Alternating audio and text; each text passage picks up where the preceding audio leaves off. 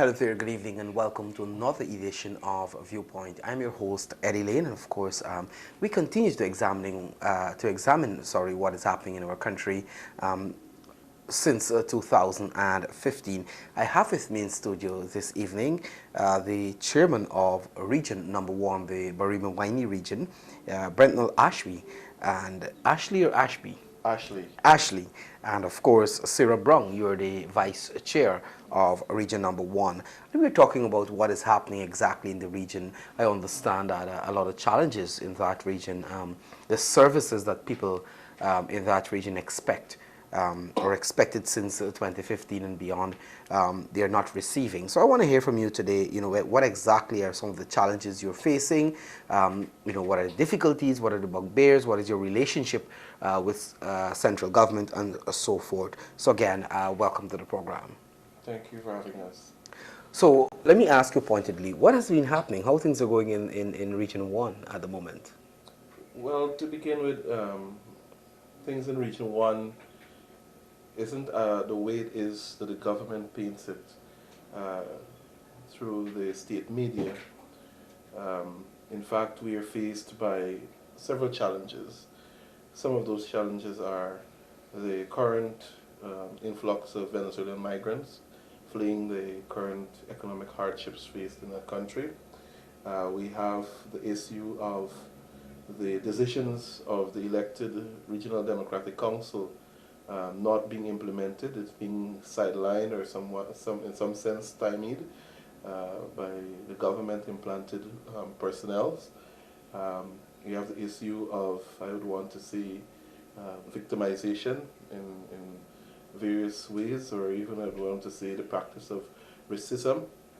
The government speaks so much about social cohesion. They would have even employed a social cohesion officer, but what is very hypocritical is that the cohesion officer is a sitting member on the Regional Democratic Council representing the APNU+AFC coalition and is one of their lead political activists. And so that makes, in my determination, the idea of social cohesion as a farce instead of the reality that we can achieve.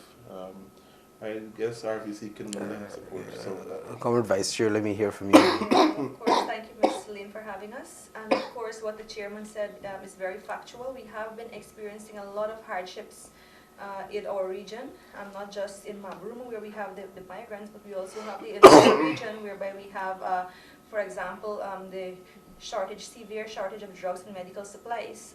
Again, although we have warranted huge amounts of money to the central government, that's the MMU, to procure drugs on our behalf, and we have they were not forthcoming in terms of providing to us what we would have requested through our requisition.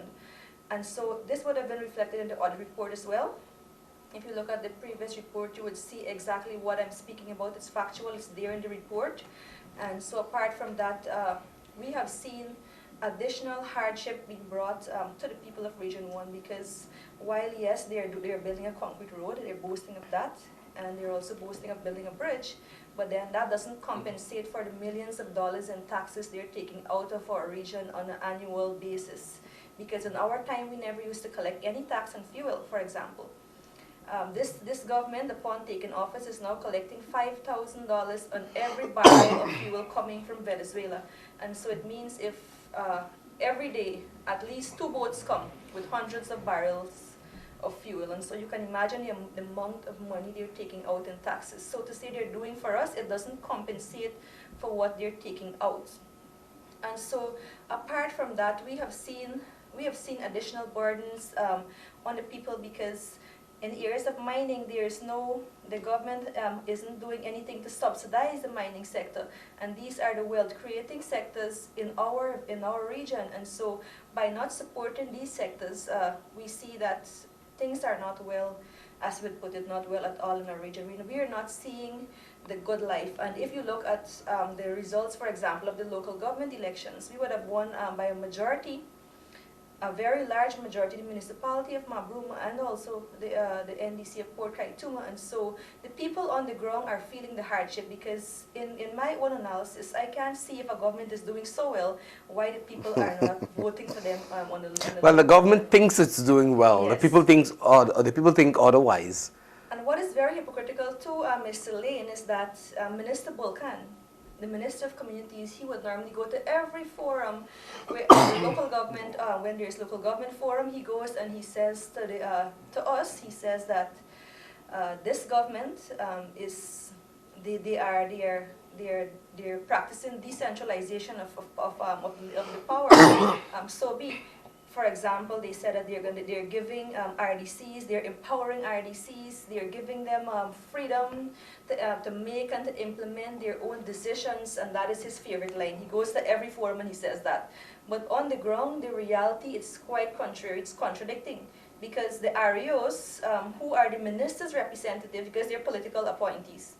So on the ground, the REO's actions are very contradicting to what the minister is saying. For example, the new REO, Mr. Randolph Storm, he's also by profession a retired lieutenant colonel. He's a new REO as of January, and only at the last sitting of the RDC, we had cause for a lot of things to be raised. For example, the REO would have broken into my home, my official residence that was given to me. He broke into my home by instructing that the Public Works Department break the lock and enter. I don't know for whatever reason, but the only reason I could probably think of at this time is that it's victimization. It's also a racist move, because as you can see, I'm a young Amerindian woman. I'm only 26 years in this leadership position, and so I think that it's a personal attack, a racist and a sexist attack. Why I say this as well is because his secretary, a young Amerindian woman as well, like myself, she's probably my age or could be younger, and so she would have been the secretary to the REO, to his predecessor would have been the secretary to him, and so he took office, he chased her out his office literally, and he sent her, he reassigned her without any prior notice. And so while he did that, he would have brought someone from the road, as they would put it, the road, who would not have probably had any qualification to be the secretary, while he chased out a qualified young woman of Amerindian descent, a young woman. So if you look at the relation between what he's doing, you can clearly see that it's clearly acts of racism, and also him being a sexist. I don't see any other reason. I'm glad that you raised those points, because I wanted to ask, what was happening. I know you guys recently, the Minister of Communities would have rotated REOs as part of his program to make them efficient and effective and so forth. But you see a lot of this information, because of your proximity and so on to the capital, a lot of this information is not, it's not really coming through. But you have this new REO here, who I understand is very close to President Granger, very close to the government, by virtue of working with Mr. Granger, I understand, the army, and so forth. But it's sad that the government, matter of fact, they have 20-something ministers in Region 9, going to tell the indigenous people that they care about them, we want to do all these things for you, we love you so much and so forth. And then, on the other hand, behind the scenes, if you want to put it, they have their operatives. And by the way, REOs are not supposed to be political appointees, but public servants.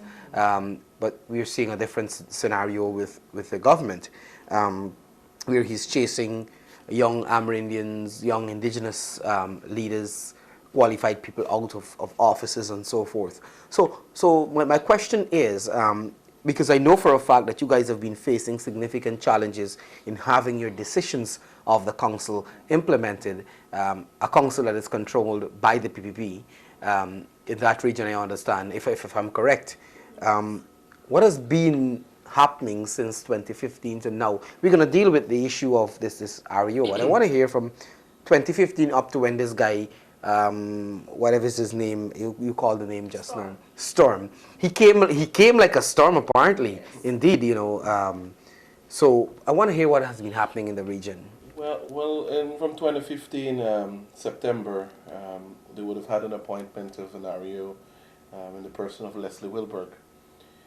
From the time this RDC was constituted, we would have had, Wednesday last would have been the 20th sitting.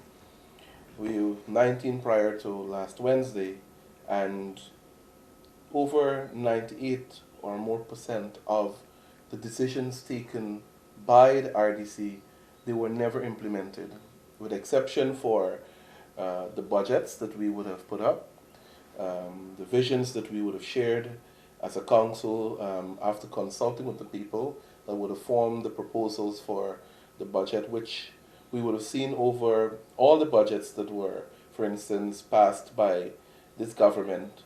A large percentage of it too not being allocated to the region for the region's development.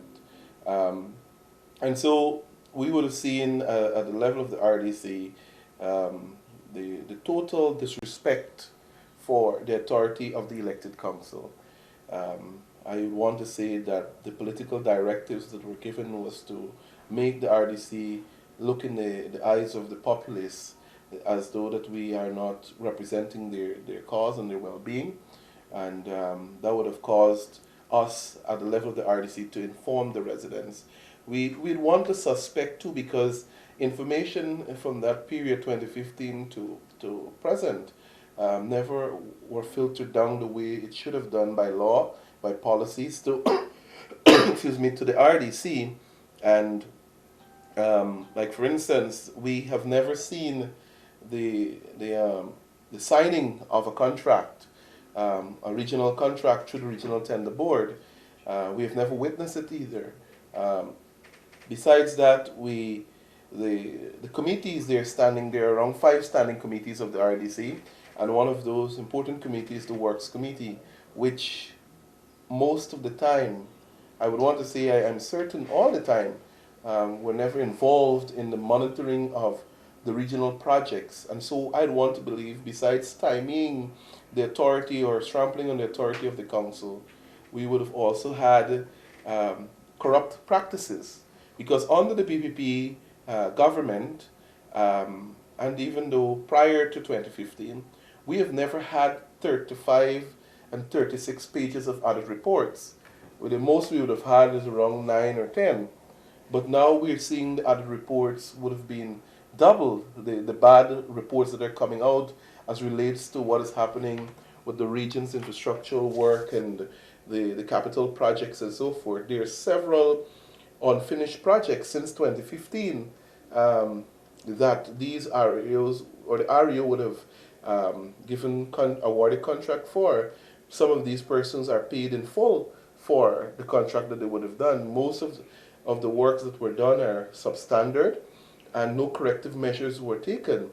No legal actions taken on contractors, but you find that contractors would have been taking excuse me, legal action against the RDC, when it should be the other way around for many of those incomplete projects.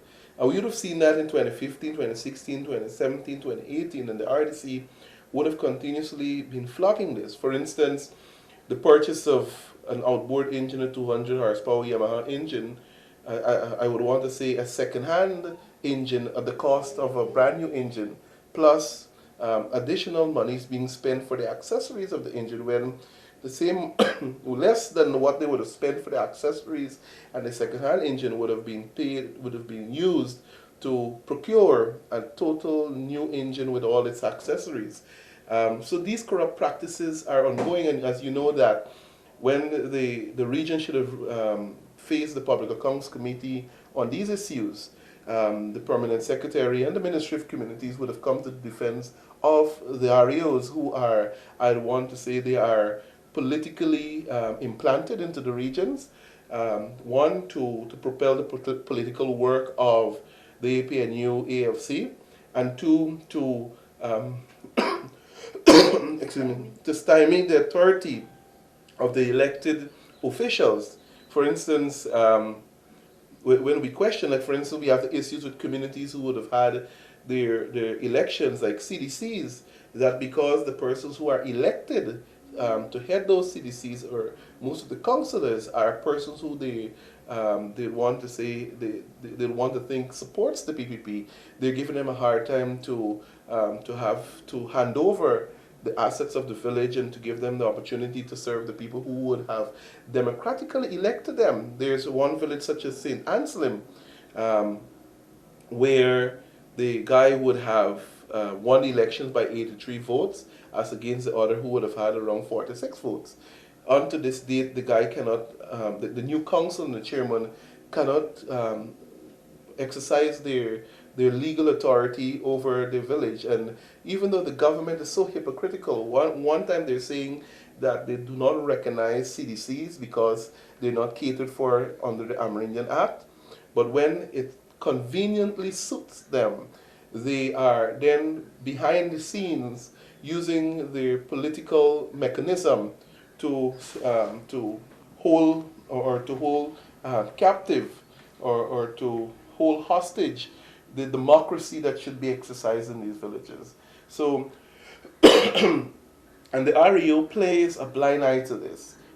They are records that the public can have access to, that would clearly indicate that these are issues, the amount of decisions that were taken, that if they were implemented, many of our villages, our communities would have been better off today, exercising those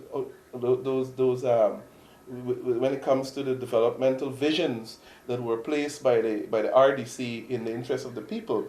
Last year alone, we saw close to 39.5 million going back to the consolidated fund that should have been used for capital infrastructural work in the region, repairs of school, repairs of our health centers, and all of these things under the current works as well. So those are some of the things that we saw going on from 2015 to present, and we have made several complaints to the Minister of Communities. I would have personally discussed it with him in the presence of other councillors. We've had delegations coming, and they seems not to be bothered about that. I wonder. I'm interested in this storm guy, because I'm hearing a lot of stuff that are happening in the region since he would have taken over in just a few weeks, if you want to put it that way. In the region, what I learned is he's purely incompetent. There is no excuse about his incompetence, and that he is basically operating as a dictator. Yes, that's correct. Let us talk a little bit about Ms. Brown. Let us talk a little bit about what exactly this guy has been doing in that region. You've been a victim of his dictatorship, his racism, and all these things. Let us talk a little bit about his actions in the region. Well, so far, as you rightly said, he came like a storm, a very huge storm. And I think that he came with an intention, and that intention is to basically remove and to victimize every person who he feels or who they feel is affiliated to the People's Progressive Party. And we would have somewhat expected this behavior, and I say that because we are purview to meetings that they had prior to the RDC. They would have had party meetings, and we would have been purview to some of the information discussed. And some of those things discussed, they would have been, one, get rid of me from, he's going to bring me back to Mabruma, although the RDC would have made a decision to have me function from Muruka. Another one would have been not to give me any office space where I'm currently working in the Muruka sub-region. Those were all we heard raised at the party level. And so when he came with these decisions, we already anticipated the move because it was peddled on the ground already. And so it's coming from a political direction.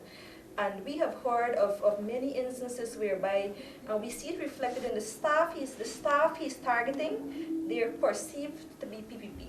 And so we find that is his attitude. And you're right that he's incompetent and he's a dictator. And the main reason behind that is because he is not, I don't even think he's qualified, because he's a lieutenant colonel. I don't know what his background is, but I don't think it's accounting. And so the RUs are supposed to be the accounting officers. And so I doubt he comes with that skill and with the ability to be able to understand the laws, the Procurement Act, the rules and regulations, the chapters governing local democratic organs. And being so incompetent, he's unaware, he can't be able to function effectively. So our only conclusion would be he's there implanted for political reasons. Because I can't see why would you, in your sensible thinking, install someone into a senior accounting position when they are incompetent and also aged. And that is the trend of the government. They're putting in aged persons. There's nothing wrong with older people. Of course, they bring a wealth of experience, but they don't have the energy. But in this case, he didn't bring any experience. Yeah, or the vibrancy either. And so compared to our party, we really look out for young. It's evident. You have to look right here. Look at the leadership. You would see that from a chairman, he would have been the youngest regional chairman ever in the history of this country, appointed at 28 years. But you don't hear us boasting of that because it's we don't boast. We act. We practice what we preach. And so it's evident in the positions we take as a party and as the leadership as well. But I mean, one would easily recognize it's an issue of job for the boys. Yes, of that course. The APNU+AFC is practicing. But you know, you guys are faced with a critical situation in Region 1, sorry, where you have to deal with the issue of refugees from Venezuela. You have to deal with Guyanese who are returning from Venezuela because of the situation there. You have to deal with the issues that existed prior to all of what is happening in Venezuela, where you have your communities, you have to ensure that they have roads, you have to ensure that they have water and all the amenities, you have to ensure all these things. But you are now faced with an additional bugbear, if you want to call it, where you have an REO who should be answerable to the council. Of course, I understand, by law, yes. should be answerable to the council, who is thinking that the council should be answerable to him. And he's taking directions from Mr. Bulkan, who happens to be the minister, very arrogant guy, you know, being the minister and so forth. How do we move forward from here? That's the big question. Well, I think that personally for me, Mr. Chair, I think that these people, they are bent in their ways, and the only way that they're going to change is by having them removed. That's the only way, because these people, they don't have no respect for law and order. They have no respect for the Constitution, Chapter 2809, which governs the local democratic organs, and more so the RDCs and the NDCs. They have no regard for law and they have no regard for order.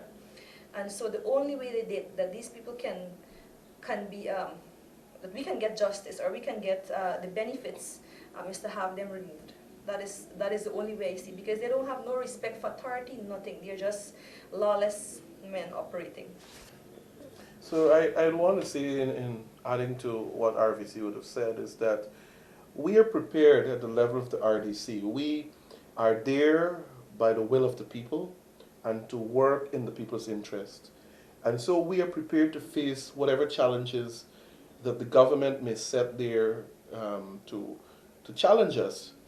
So whether you're a storm or you're calm, we would not rest until the rights of the people, the democracy which the PPPC would have restored to Guyana in 1992 is no longer under threat, because currently the democracy that were returned is under threat not only at a national level but at a regional level as well.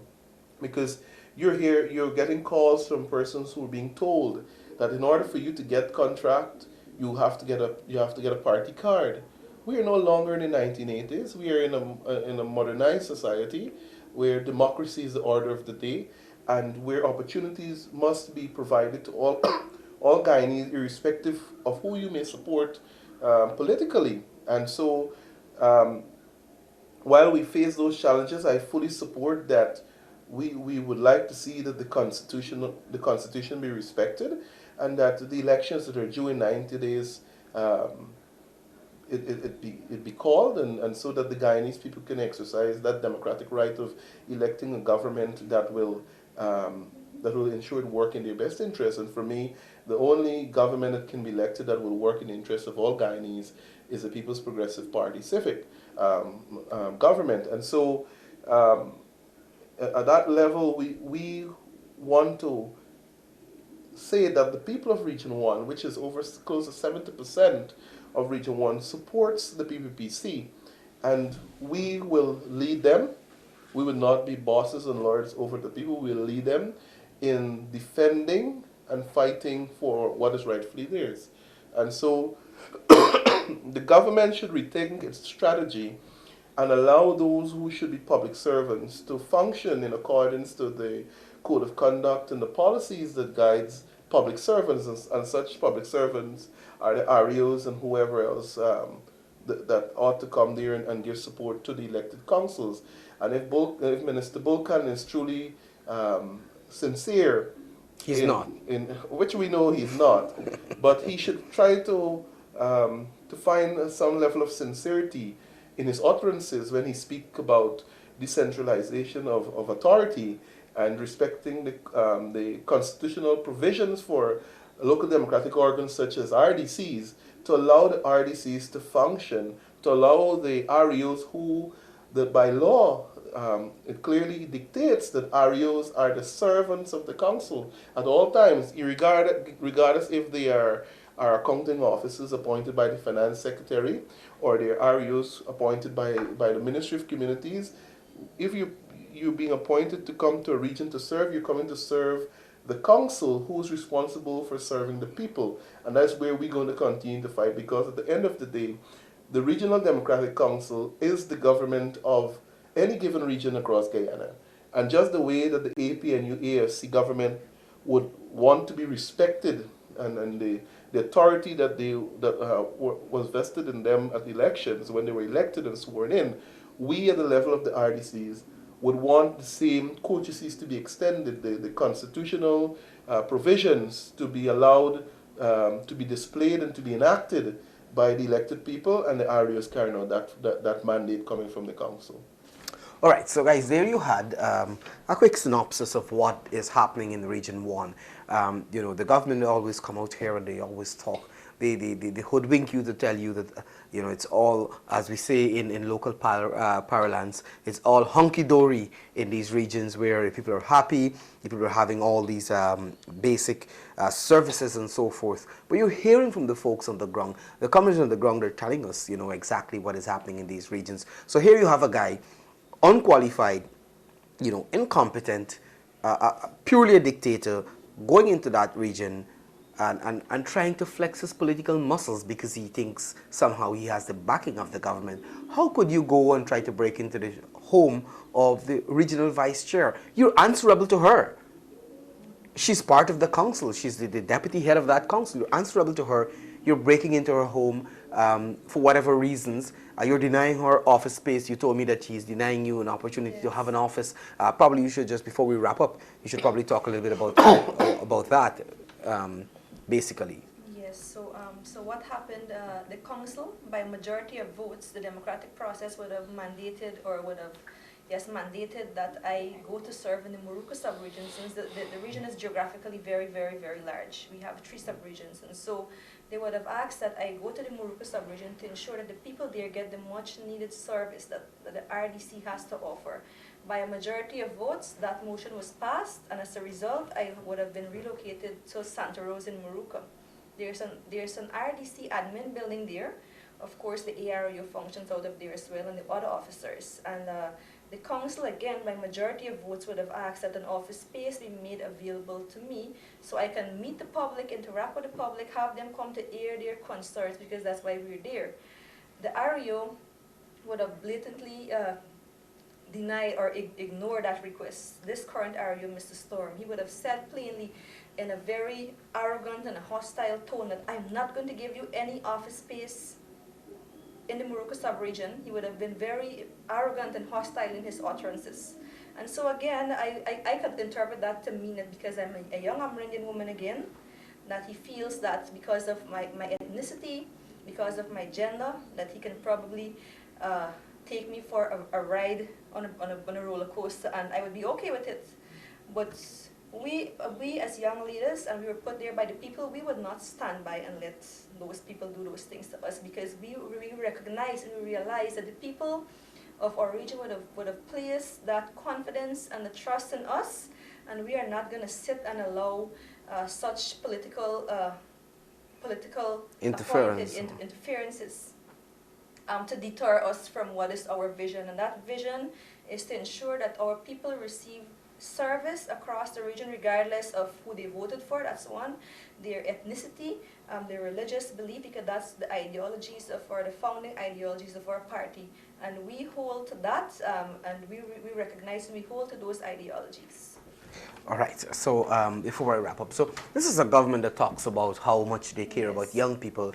And by the way, they don't have any minister really in the cabinet that is below probably 40. And they talk about so much for young people. They go out the other day with a farce about they representing young people. But guess what they're doing in Region 1? They're trying to stifle a council I understand has a lot of young people, by the way, most of them from the PPP, you know, and they're trying to stifle that council. They're trying to stifle young people, a young leader in Region 1, you know, trying to deny her the opportunities to serve her region and serve the people. And I can hear the sincerity in your voices that you know, you're that eager to serve your people, but then you have someone, I don't like being disrespectful or sound disrespectful to older folks, but you have someone, an aged person going in there trying to deter you, trying to carry out political directives to ensure that things go his way and the way of his party. But as a party, the PPP is going to continue to represent the interest of the people of Guyana. We've been doing that all the time.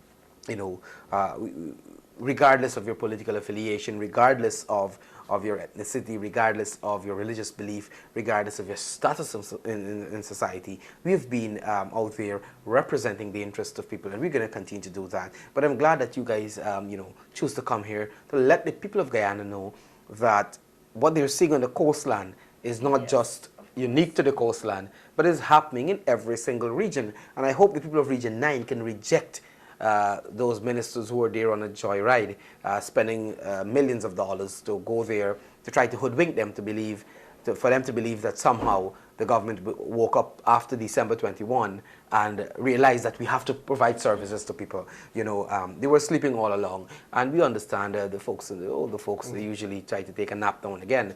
They have been napping for quite a while. So there you had it.